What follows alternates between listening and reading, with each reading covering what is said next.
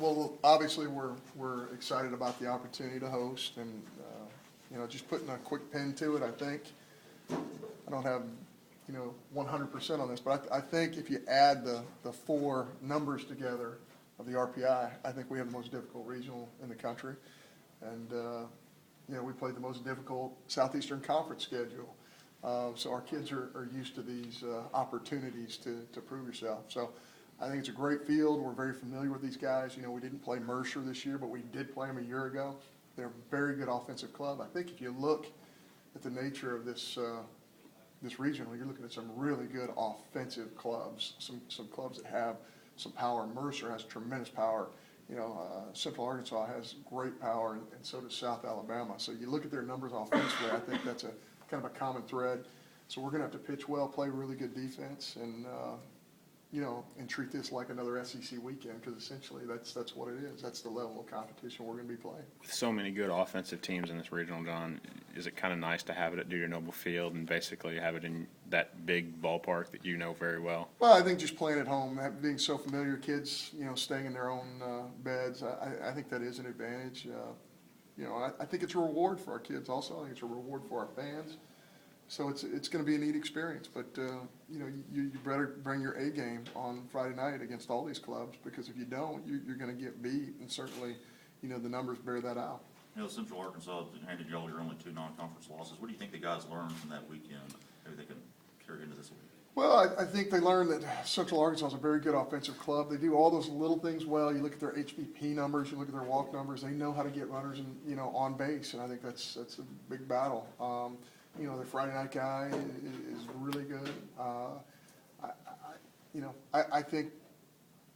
I think anytime you lose, you gain something.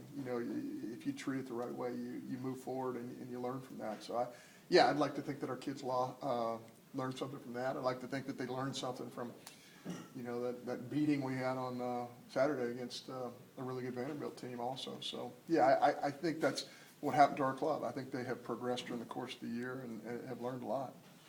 Pitching plans for the weekend, how soon will you want to set that up?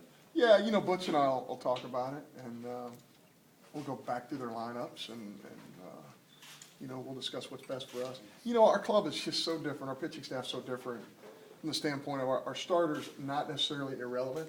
It's very relevant, but at the same time, our matchup out of the bullpen is the most important thing to us. So more than the starter, we'll spend a lot more time talking about who our first guy to the pen will be, and those types of discussions. From the standpoint of scouting, though, John, when you see your 3 guys on the mound and your relievers pitch and then have swings taken against them against Central Arkansas, same thing against South Alabama, how much easier does that make it for you and Butch and everybody else on the staff? It's a little easier. Probably easier against a Central Arkansas than a South Alabama, because you get them once in the middle of the week. Right. You get a little snapshot. We actually got to see Central play 4 times in our little tournament here. So was that a tournament? I'm losing my mind. 3-game series. It was a 3-game series, so we got to see them 3 times.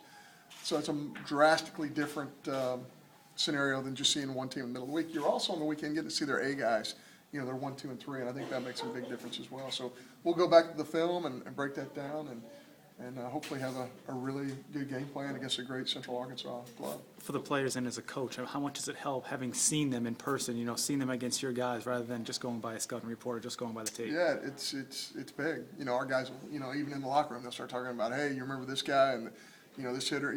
Our kids have great memories, and we will remind them. We'll do a really good job with the scouting report and with the film. Did your kids maybe learn something from last year where it was, hey, Sanford's really good, they've got a lot of power, they can do some things, but I think some people were like, yeah, but they're not an SEC club. They're going to see an SEC club, and 5-0 happened. Yeah, I think I think there's some of that. I think the more experience you have in your clubhouse, the better off you are, and I think certainly these kids have experienced a bunch. They've experienced a Tallahassee, a Georgia Tech, and now they're going to, experience something that's a little new.